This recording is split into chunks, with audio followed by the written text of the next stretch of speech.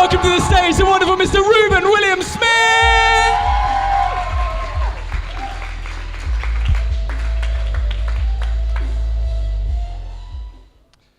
Evening, everyone. We all good? Good. I'm actually quite pleased because when I sent Martin the link to the intro music I wanted, which is the dubstep remix of the Legend of Zelda Ocarina of Time soundtrack tune, The Lost Woods, I didn't think he'd actually do it, but he did. So it doesn't matter how well this gig goes now because this is already the best moment of my entire life. So I'm glad you all could be there to see me be awesome. Also, just in case you're wondering if the other acts are going to have their own personalised intro music, they're not, because I'm the only one who replied to the email. Because I'm both organised and hilarious. Ladies. Yeah, that one got less of a response, that's fair enough. I don't know, but I do think about dubstep. It's an odd musical genre, isn't it? Like, it's a weird thing, dubstep, because I was thinking the other day, like, is an album of dubstep songs, well, sorry, I fucked that up. So is an album of dubstep songs a flight of dubstairs? And that caught on after a moment.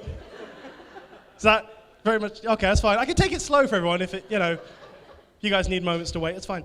But also, the further thing being, if you assume that a lot of dubstep songs is a flight of dubstairs, is that why it makes so much noise every time they drop the bass?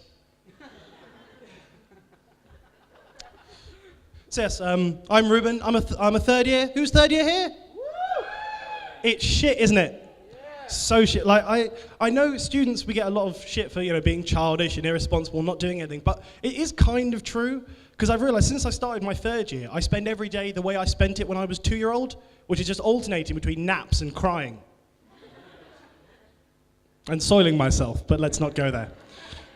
But it's not helped by like my lack of progress, it feels like, on my third year of my degree. It's not helped by my housemates. Like, they're really unhelpful. Like, they go out all the time, and they drink, and they shout, and they make too much noise. Like, the middle of the night, it was last weekend. And it was 3 in, and it was 4 in, in fact, it was even worse. I was asleep, and they came barreling through the front door, clattered down the hallway, and into the kitchen, and they were making, God knows, I don't know what they were doing. They were setting fire to the oven, as far as I can work out, which, when you think about it, is virtually impossible, because that's where the fire comes from. But anyway, so I came downstairs in my pajamas. They're Spider-Man pajamas, much like the t-shirt. Ladies. One of these days, that's going to get a response. Anyway, so I came downstairs, basically in my pajamas, looking furious. And I just said to them, guys, look, it's 4 in. Like, I don't care what you do when I don't have to get up and do work in the morning. But for the love of God, Mum, Dad, stop it. And I suppose at this point, I should probably admit that I live with my parents. Because I made the mistake of going to university in the same city where I already lived. And it seemed like a good idea at the time, because I thought, I'll save money because I won't have to spend money on rent or utility bills or that sort of thing.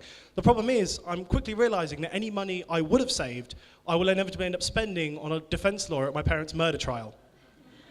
Don't get me wrong, they're lovely people, but my parents are, my mum especially, she's what is commonly referred to as a character, which means she's a bit of a twat.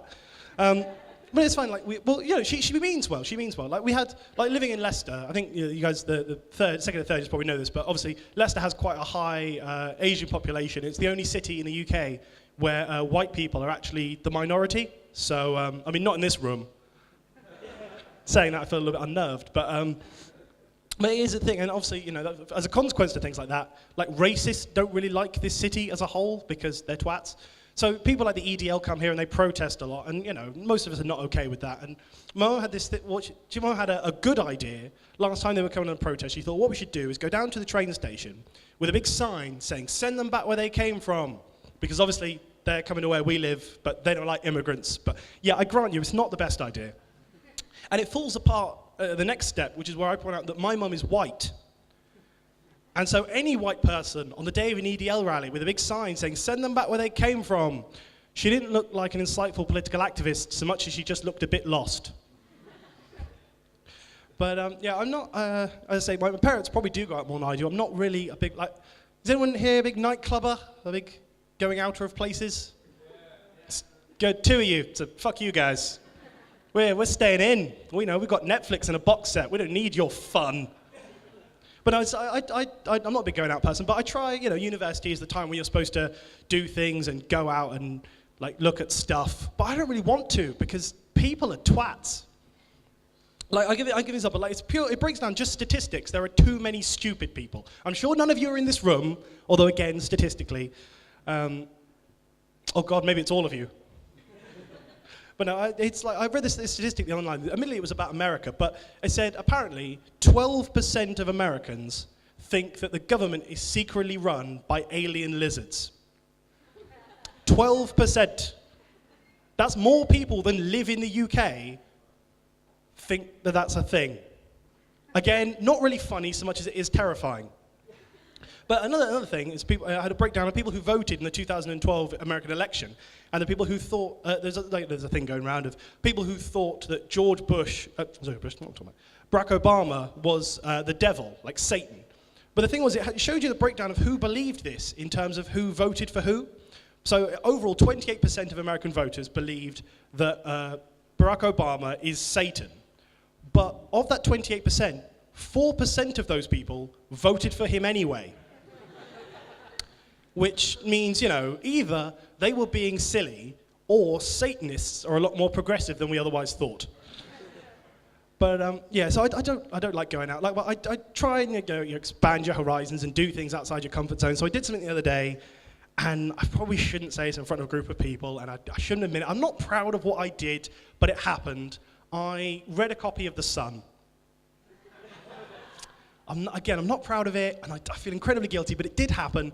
No, it was just there. Like, it wasn't mine. I was holding it for a friend, but I did read it. But the thing is, what surprised me the most was page 3. Like, not just page 3. Like, I knew it was there. I didn't just open it, like, this is frightening. Not frightening, again. Very badly wording this. But what surprised and confused me about the whole thing was when I read it was, page 3, first of all, I didn't realize, apparently, they have opinions. Like, I didn't know this was a thing, that somehow, in order to justify, being slightly gross and putting a mostly naked woman on the inside page of a major newspaper, they have to, like, fabricate her opinion about a relevant news topic, usually the thing that's on page 1.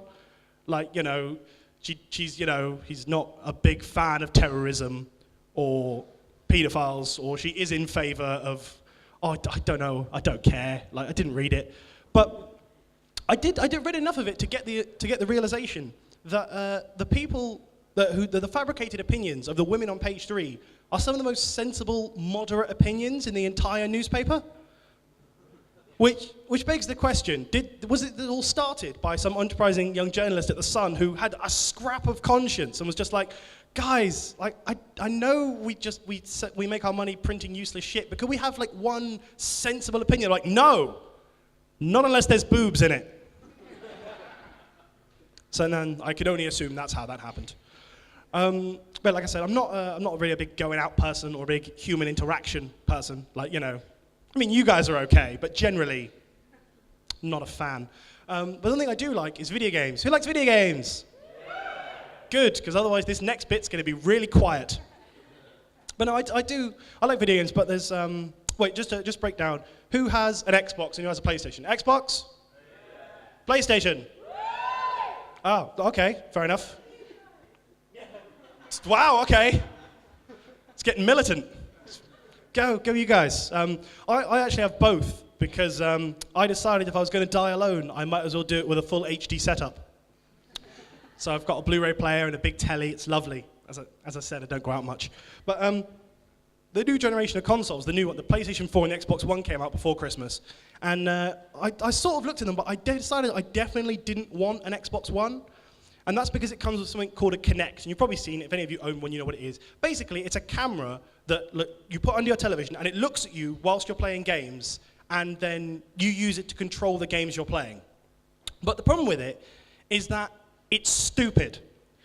Because there's no way they could make it actually accurate. Because I don't know about you, but I don't have the actual ability to actually stamp on someone's head whilst running past and collecting gold coins. Because if I did, I'd be outside doing that.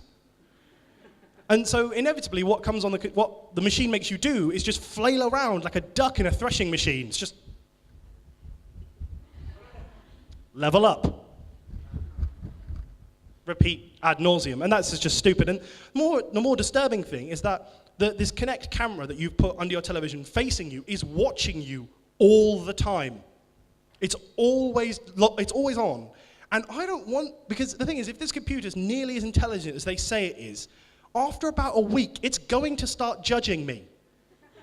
And I don't need that from it. Like, apparently it has a function where if you swear within its microphone earshot, to stop people being abusive in online games, which is a thing, it shuts you out if you swear within its earshot. But the problem is, even if I'm not talking to the people I'm playing a game with, I'm probably swearing whilst I'm playing a video game. If some twat shoots me from halfway across the map with an overpowered noob cannon, I'm going to call him a shitweasel because he's being a shitweasel. Don't want my Xbox to tell me off for that. And more to the point, really, if I'm 60 hours into my 4th Mass Effect 3 playthrough of the weekend, just sitting there in my pants with a 2-litre bottle of Fanta and an extra large bag of cheese Doritos, ladies, that's the first time it's ever gotten that response, although I suspect it was from a man. Not sure how I feel about that. How do you feel about that? Hey. I think I've pulled. But the point is, inevitably the machine's going to start judging me, and I don't want my technology to judge me, because let's face it, you guys have all done that perfectly well in the past 10 minutes. Or maybe not, and maybe I've just made things weird. Do you guys like me? Yeah. Yes! Validation. Yeah. Sorry, I said that a bit too loudly, didn't I? I'll wind up and leave you on this last thing. I think I've been out here nearly long enough. So yeah, I'm single, as you probably guessed from my constant attempts to hit on y'all. But I've realised I think that's just the state of mind that some people just aren't meant to be in a relationship or to be attractive, apparently, based on this. But I've tried, but my existence just rejects any attempt I've made to sort of cool myself up. Like, I bought some skinny jeans because I was like, they'll be cool, and that's what the cool kids are wearing. Problem was, the second I put them on me, they became fatty jeans. And it's difficult. Like, I was out the other night, and I saw this girl, and I wanted to go up to her and talk to her. I wanted to talk to her normally, like a human being. And I just wanted to say hi, and how you doing, and can I buy you a drink, like a normal person. I was walking towards her, and she saw me, and it was obvious by this point I was going to say something. But what I'd forgotten is that my brain hates me. And so, as I was walking towards her and I opened my mouth to speak, instead of a normal greeting, like, hi, how you doing? What came out of my mouth was,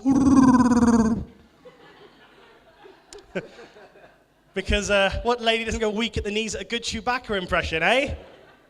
Turns out all of them. Anyway, I've been Reuben Smith. You guys have been great. See ya. Give it up for Reuben William Smith, everybody! I think we can do better than that. Give it up for Reuben William Smith, everybody! Good stuff, good stuff.